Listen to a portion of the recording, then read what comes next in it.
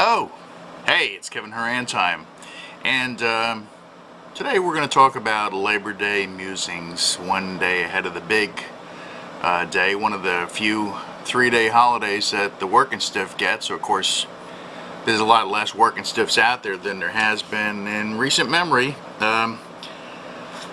Some statistics.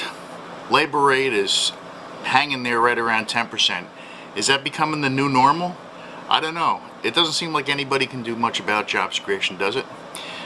Even the people who are been searching for more than their unemployment benefit, when their unemployment benefits have run out, those people are off the list of jobs. So there's a whole underground of people who have lost jobs that are no longer being counted.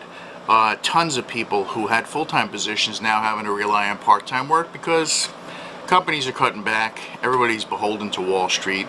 Got to turn the profit, otherwise it's just not good out there. 829 banks, it was released this week, are on the federal watch list.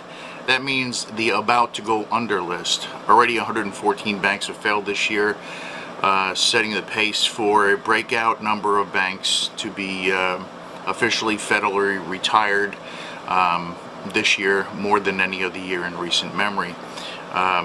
Auto sales just released this month. Toyota took a real beating because the media has just dwelled upon their slight imperfections.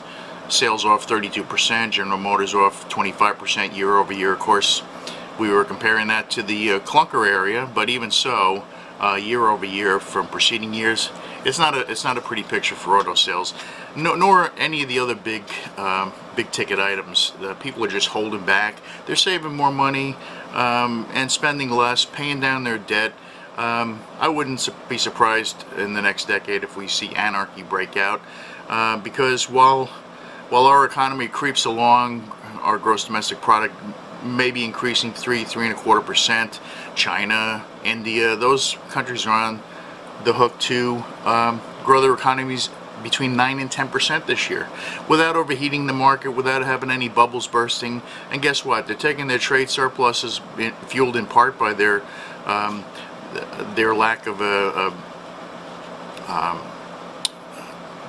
the lack of their yuan to match the dollar, and they're growing their businesses. In the meantime, what they're doing with their excess cash, they're buying up our debt.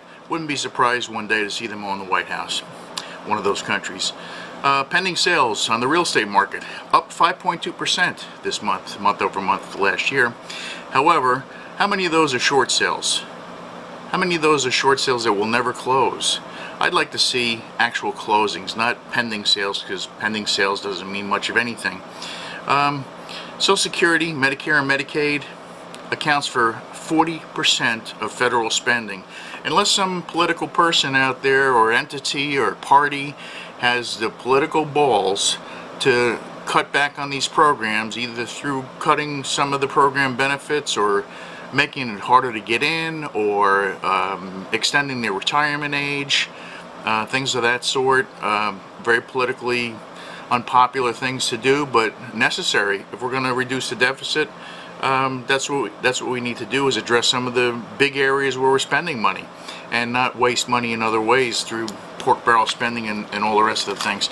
I have a quote that came to us through the Reader's Digest, one of our sponsors for today's broadcast, and if I can read it to you. The Democrats are the party that says government will make you smarter, taller, richer, and remove the crabgrass from your lawn.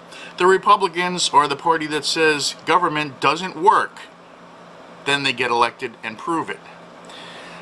Let's give a shout out to my favorite energy drink, Rockstar Energy Drink. Any questions, comments, concerns about this broadcast? Let me have a comment.